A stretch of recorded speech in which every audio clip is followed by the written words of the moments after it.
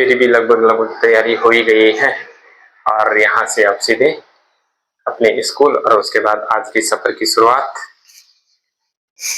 Hello दोस्तों, नमस्कार। उम्मीद है पूरी फैमिली अच्छी होगी और अपना और अपनों का ख्याल रख रही होगी। आज का ब्लॉग की शुरुआत हो रही है सुबह 7 बजे से और यहाँ से मेरी तैयारी है अपने स्कूल जाने की। और क्योंकि कल मुझे एक कार्यक्रम में शिरकत करना है तो उसके लिए मैं आज ही सफर की शुरुआत कर लूंगा और फिर आपको बीच में बताते बताते चलूंगा कि कैसा है पहाड़ों की सुंदरता और क्या क्या कुछ खास है। देखिए, आज का मौसम भी दिखा देते हैं। आज का मौसम भी बिल्कुल साफ हो रखा है और सुबह सुबह धूप की किरणें खूब इस प्रकृति पर खिलखिला रही हैं और सुबह सुबह चिड़ियों का शोर और लोगों का सुबह सुबह इधर से उधर और क्या सुंदर सी प्रकृति का आनंद लिया जा रहा है। और सब अपने अपने स्कूल बच्चे स्कूल जा रहे हैं, ड्यूटी वाले ड्यूटी जा रहे हैं। जिसका जो काम है सुबह सुबह अपने काम पर लगा हुआ है। स्कूल से भी छुट्टी हो ही गई है और अब सीधे निकलते हैं और मिलाते हैं आपको रास्ते में और खूबसूरत पहाड़ों का नज़ारा। तब तक आप देखते रहिए। सफ़र में अभी आगे बढ़ते हुए हम पहुँचे हैं यहाँ प्रकाशेश्वर महादेव मंदिर, यानी जो शिव जी का मंदिर है, राजपुर रोड मसूरी डाइवर्जन से आगे। सफ़र में आगे बढ़ते हुए अभी हम पहुँचे हैं यहाँ पर टोल टैक्स यानी इको टोल टैक्स वसूला जाता है। जब भी आप बाहर से यात्रा के लिए उत्तराखंड आएंगे तो इको टैक्स यानी पर्यावरण के लिए सूक्ष्म, जो आप पर्यावरण को नुकसान पहुँचाएंगे उसकी रिकवरी के लिए सूक्ष्म टोल टैक्स लिया जाता है।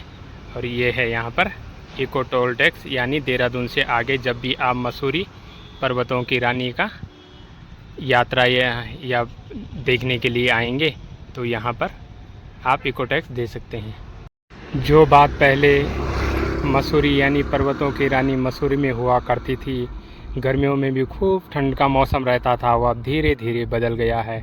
क्योंकि देहरादून की आबो हवा यानी देहरादून का जो पर्यावरण यानी प्रदूषण है वो सब पहाड़ों की ओर यानी मसूरी को भी अपनी बाहों में जकेड़ लिया है और प्रदूषण खूब यहाँ भी बढ़ गया है। और देखो कितनी दिन में भी धुंध हो रही है। अब आप मसूरी का थोड़ा आनंद लीजिए और प्रकृति को निहार कर पर्वतों की रानी का दृश्य अपने मन के अंदर समेटिए।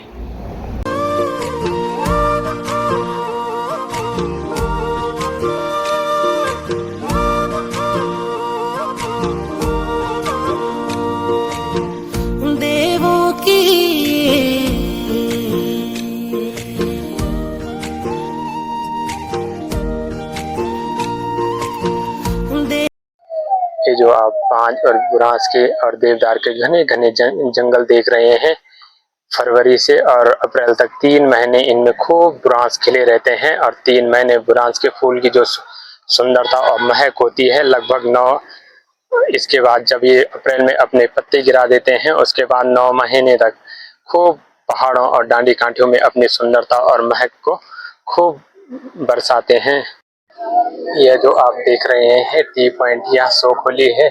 मसूरी भी जिस बीमारी से ग्रसित है यानी मसूरी जिस बीमारी से जूझ रहा है वह भी शहरों की जैसी ही उसकी हालत हो गई है। अब घूमने के लिए जो भी पर्यटन स्थल बचे हुए हैं वो मसूरी से जब आप 5 से 10 किलोमीटर तक आगे आएंगे तो आपको फिर धनोल्टी दिखेगा और वहीं से उत्तराखंड की जो पहाड़ियां हैं और सुंदर सुंदर और गर्मियों में का जो मौसम है वह आपको देखने को मिलेगा। रोड जाती है वो 4 धाम में से 2 धाम यानी गंगोत्री और यमुनोत्री के लिए, और दूसरी जो रोड जाती है वह पर्यटन स्थल यानी धनोल्टी के लिए।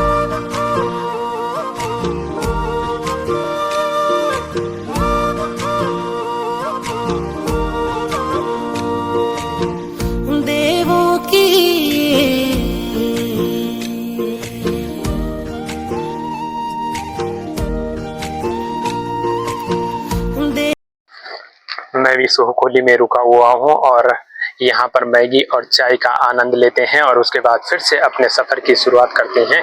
लगभग आधा सफ़र लगभग तय होने वाला है और इसके बाद आधा से थोड़ा और बचा हुआ है। अब आप आनंद लीजिए सुंदर से गाने के साथ इस प्रकृति का।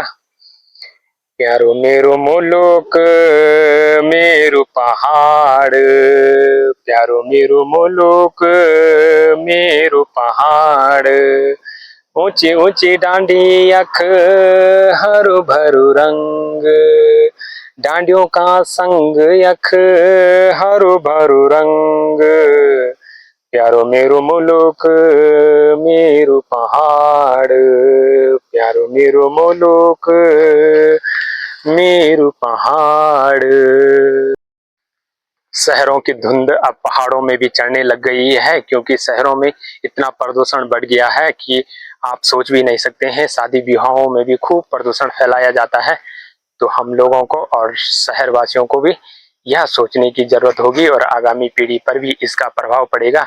और पीढ़ी पर तो जब पड़ेगा तब पड़ेगा, हम खुद पर ही पड़ेगा। तो पर्यावरण को विशेष ध्यान पर हमें उसे बचाना है। और हम देख रहे हैं यहीं से हमने लेफ्ट होकर गंगोत्री यमुनोत्री वाले रूट पर जाना है और उसी में निरंतर आगे बढ़ते रहना है।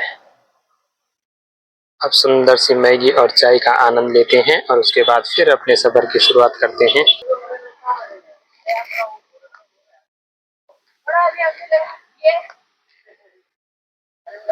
आप जब भी सफर में जाएंगे यानी सफर को तय करेंगे तो फिर मैगी और चाय का आनंद ही बहुत खूबसूरत होता है। यानी चाय और मैगी का आनंद पहाड़ों और खूबसूरत जंगलों के बीच में खाने का कुछ आनंद ही और होता है। अब हम भी मैगी को टेस्ट कर लेते हैं।